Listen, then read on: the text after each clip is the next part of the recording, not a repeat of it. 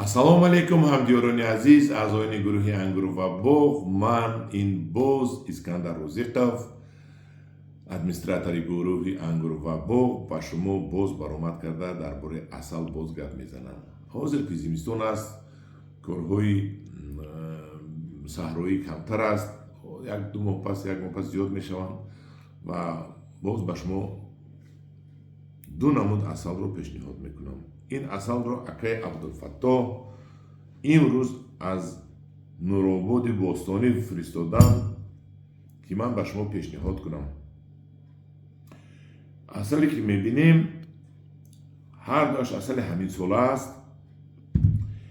инаш майскӣ будааст, яъне охири моҳи май асалро ҷамъоварӣ карданд.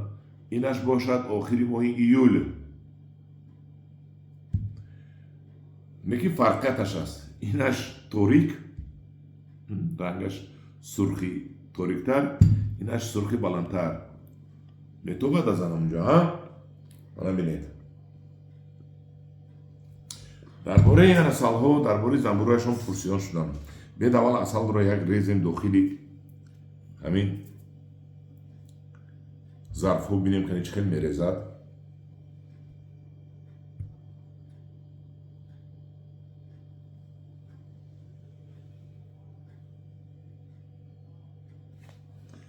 ана рехтани нашро дидем.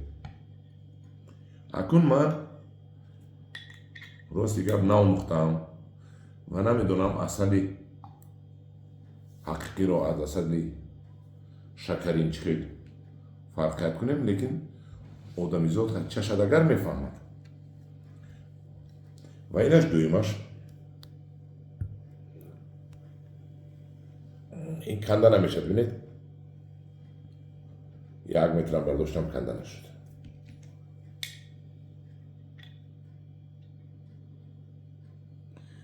анин дуюм асал.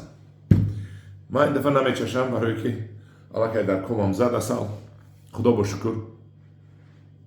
имрӯз чашидам, лекин пеш аз он ки ба шумо муаррифӣ кунам, чашидам.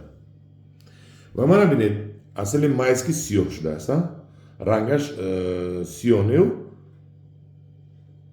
сурхи сиёҳ, қаҳваранг ме сиёҳчаранг ми равғани зағер бари ми хел хел асали майски. инаш асали моҳи июла охираш. баъд ман савол додам, барои чӣ охи ин як занбурҳо як занбур, оилаи занбур як занбур, қавми занбур як қавм. баъд гуфтанд ин моҳи май ҳам хел овард, моҳи июл ин хел овард. ин вобастагӣ ба алаф, яъне ки алафе ки мекашад моҳи апрелу май дигар хел будаасту моҳи июн бо дигар хел алафо будааст. лекин асосан ман савол додам, асосан дар кӯҳҳои шумо, ҷое ки асали шумо, занбури шумо, ҷое ки воқеъ мебошад оилаҳои занбури шумо, кадом алаф бисёртар мерӯяд, кадом гиёҳ? акаи Абдулфаттоҳ ки ман рақами телефонашро дар қавати эълон мемонам, гуфтанд ки асосан ин кокутӣ аст. агар касе донад, кокутӣ ин як гиёҳи шифоӣ аст, доруворӣ аст ва ин асали онҳо асосаш дохилаш гули кокутӣ мебошад. бовар кунед, ман санҷидам, чашидам, бисёр бомазза, бӯи гиёҳ, бӯи гул мекунад. инашам месанҷед, мегӯед инаш бомазза, бо инашам месанҷед, мегӯед инаш айваш бомазза. холаси гап ҳар душ дараҷа ҳастку, дараҷаи 1, 2, 3 ва баъд дараҷаи олӣ бо дараҷаи премиум класс. ҳамин асалҳо премиум класс. бовар кунед, дина асали Искандаркула гуфтам ку онҳо ҳам премиум класс буданд. ҳамдиёрони азиз, мо магазино мерем, асали прозрачный аст. ман аз тавиллара харидагӣ будам, як чанд сол пеш. ман вай асалро бинояд дӯст доштам, вай зарди сабзтар буд, бӯи гул мекард. бинед ки дар онҷо ҳам дигар хел. барои ҳамин ман барои шумо барои чӣ гуфта истодам, вақте ки шумо бозор меред, асалро аз намудаш баҳо надиҳед. ман ҳамин дар як ҳафта 4 намуд асалро ба шумо ниҳон додам, 5 намудро нишон додам. аз намудаш не, аз чашед ва аз бӯяш баҳо диҳед.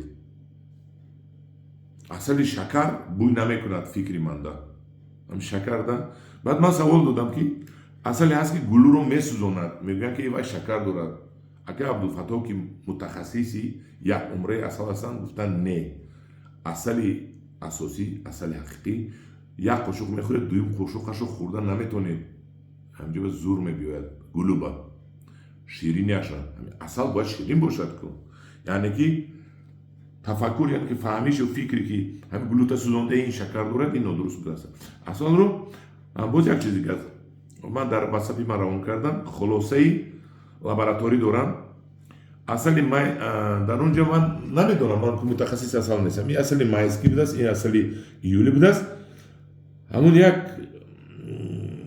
шкала доштааст як дараҷа доштааст дараҷаи диастазӣ мегуфтиянд мана ин майскиаш диастазаша 29 додагӣ инаша 23 додагӣ баъд ман савол додам чӣ маъно дорад ин 29 ин дараҷаи асала беҳтаринаш дар он ҷо намнокӣ мерад дар он ҷо гулу гиёҳ мерад мана ҳамино 29 будааст яъне беҳтарин будааст нархи ин асалро 20 сомонӣ мондан нархи ин асалро 100 сомонӣ мондан ба гумонам 100 сомонӣ ман рақамашро мемонам бод ба шумо гап мезанам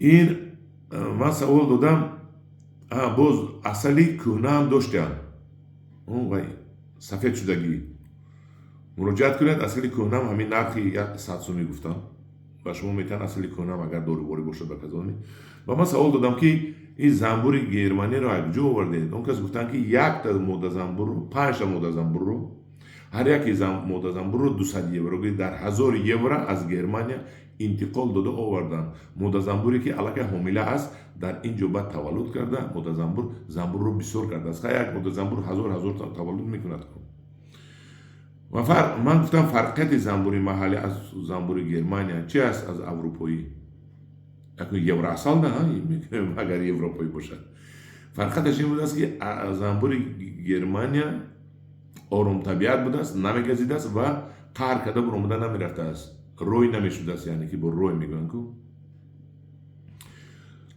асали майскиро ки ҷамъ мекардиянд боз занбури асалро хонаҳошро ба як 3-4 километр болотар мебуровардиянд чунки баҳор болои кӯҳ ва дертар мебиёд ку боз боло мебуровардиянд баъд ман гуфтам фарқаш рафта мебиёрад ку занбур ҳамон 4-5 километр дуртар гуфтанд не дар ҳақиқат мебиёрад лекин занбур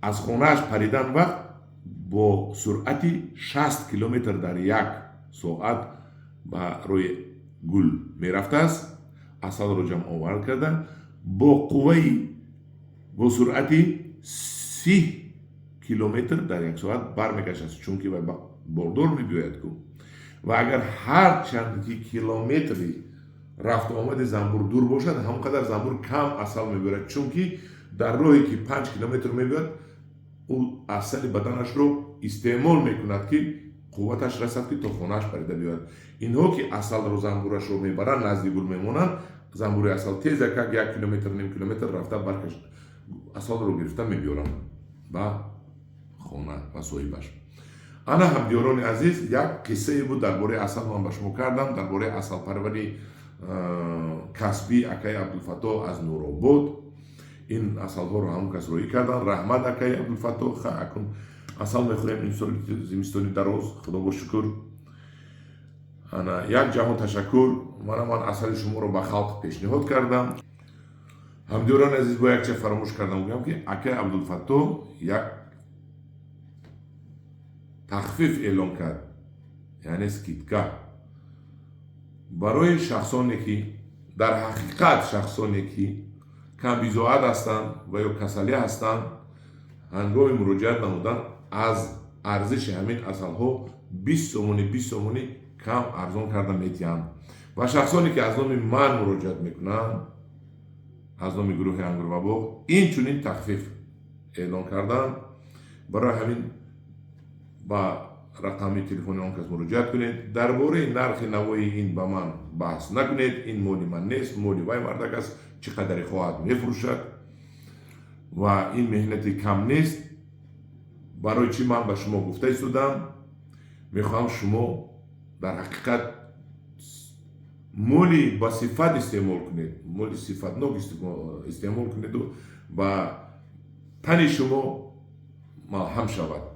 همدیاران عزیز در پناه خدا باشید، با گروه انگروه و بوق باشید، مراجعت کنید، نوش جان کنید، اصل رو در این زمستان